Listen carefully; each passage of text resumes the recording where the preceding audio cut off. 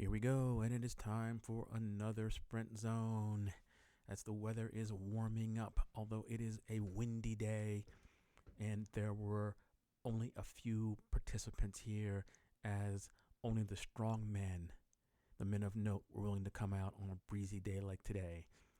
As always, I'd like to thank Scott Pollia, and he's looking really fit there. There's a good image of him right there with those shades, looking really strong for his video that he's provided, which will be instrumental in showing you what happens along with his telemetry data.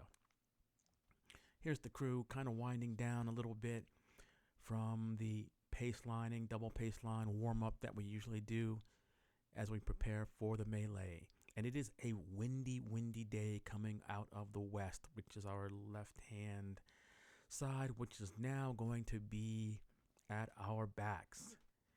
There seems to be a little bit of lethargy here, which has been seen in a couple of weeks, but this time people were caught napping as there were a couple of riders that are just ramming up the front, and it's crazy the gap that has opened up.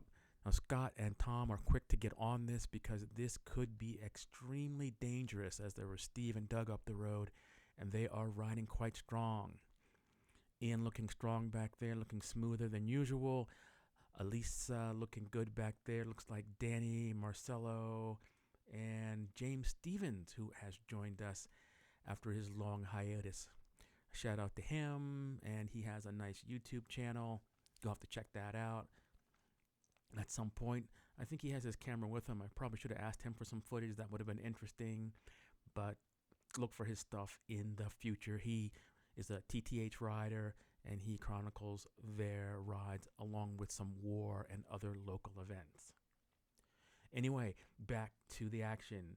We see Scott's video up in the right hand, and we see it looks like it is Doug and Steve up front, and my wattage is good. And at this point, I don't know, my heart rate's at 175, averaging 260 watts for these 30 seconds. I'm like already cooked.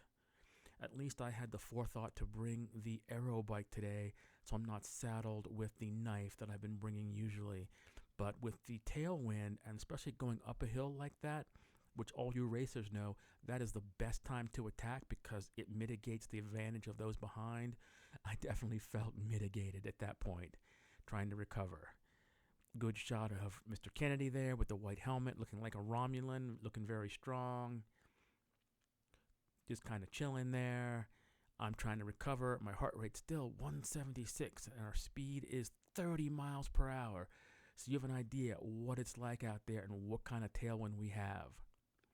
Slight echelon at this point as the strong men are up front, just a ramming and a thumping. And I am praying that like someone will come to the front.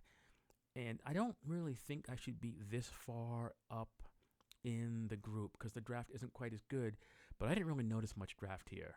And so this is the area where there was a little bit of difficulty in the ride, and you'll see what happens in a second as right there was a little bit of cutover, and it definitely slowed the pace right there. I was not happy about that.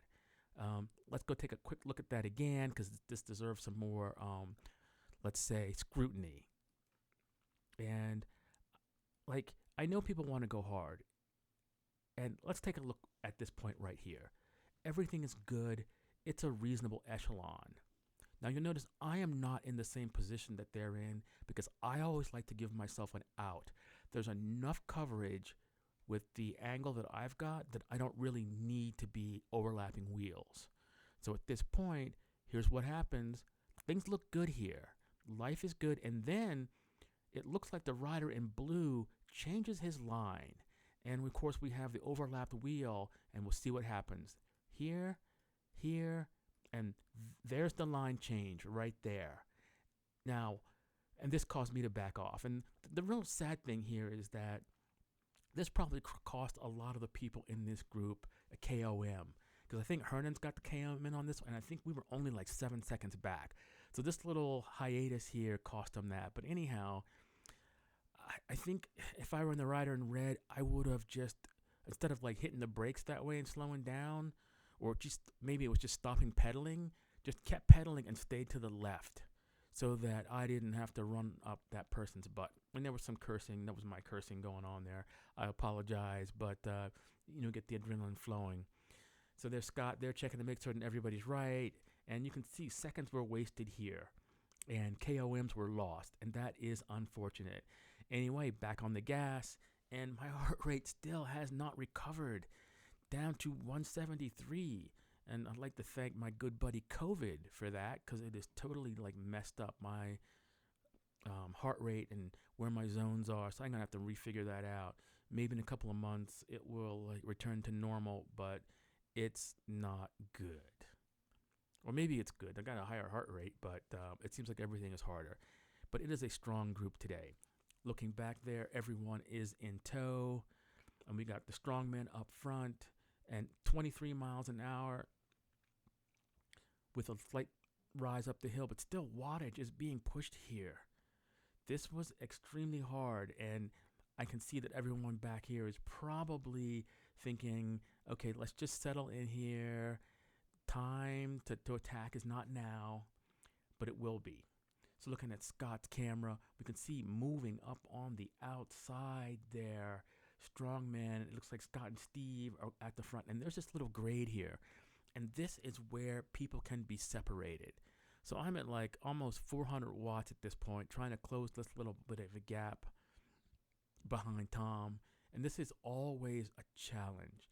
At least I don't have that gravel bike. And I definitely notice the difference when stepping on the pedals on this thing. Much, much, much nicer. I think I wish I would have had the good aero wheels, but I thought it was going to be a little windy, so I opted for the shallower set, which was probably wise. Heart rate now 178, and even Scott's heart rate is 155. So he is working, but not working super hard, and it is tactically smart to not do that. Everyone pointing out things up front, and this is nice that the safety has been once again taken into priority to make certain that nobody else crashes, because that's a good thing. It's nothing worse than the beginning of the season, people crashing early on when we should just be building fitness. And I'm probably thinking to myself in here, and I know I was thinking, this is kind of hard. Like, I wish that earlier in the season we would be taking it a little bit easier, but that's the way things are now, so it is what it is. Good shot of Ron there in the breakaway kit, looking strong. And you can see Scott has taken to the front. He's pushing some decent wattage, 32nd, 196, 197, not going super hard. And there we see, looks like a rider. It looks like that was Danny.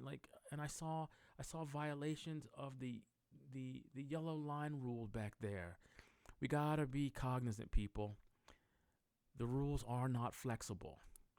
Good shot of Mr. Stevens, and here's my chance to go to the front on this little grade, which I could have sat in and been the gatekeeper, but I thought, I got a decent bike here. I will push forward, but I didn't really want to. Heart rate 179, so I really didn't have much to go to be able to push any further. Sagging back through the group, hoping for my heart rate to return to normal, but there's a little bit of an acceleration, so my heart rate goes up to 181. And I am hanging on for dear life. It looks like Mr. Stevens goes to the front, just hammering hard, and I am hoping, let me just sag back and get myself in line. So I'm able to fall in behind Lisa there. Tom had somehow opened up a gap there. It looks like he's pretty spent, but he had done a little bit of work at the front. Perhaps I should not have been doing work, and you can see that I am feeling probably as bad as Tom was, probably not quite that bad. And now I'm sort of kind of guttered here. You can see the little kite tail as, echelon. It looks like Lisa has the very last good, decent spot in that. And all I'm doing is trying to hang on at this point. Somebody pointing out some debris up there, and it's good. Even I saw that. Nice. And everyone avoids that as the group accelerates. And at this point, no mas. Looking at Scott's camera up front, it looks like it is Mr. Stevens with Mr. Kennedy on his wheel. Scott at 330 watts for the last 30 seconds, and it is time for the final push, and it looks like James is going for it, pushing hard and leading out from the front. This is crazy, and Scott on his wheel at 400 watts, 30 seconds, 600 watts instantaneous as he takes the lead and drives for home. And it seems like this is the battle of the TTH men. And it seems like there is clear daylight for Scott as he was able to time this to perfection. Well done, as I kind of just sit in and sag and hope to recover here. Trying to keep myself a little bit honest, 30 seconds at 150 watts, but my heart rate is not coming down. Not a good sign for me. In any case, a good time was had by all. Until next time, and we do it again, hopefully there'll be more people for me to hide behind, but it is definitely getting a little more interesting when the supers aren't around, although Mr. Stevens is in the super category along with, and it seems like Scott is getting there because no one is able to challenge that sprint of his. We'll see what happens next week. Until next time, peace out, everyone.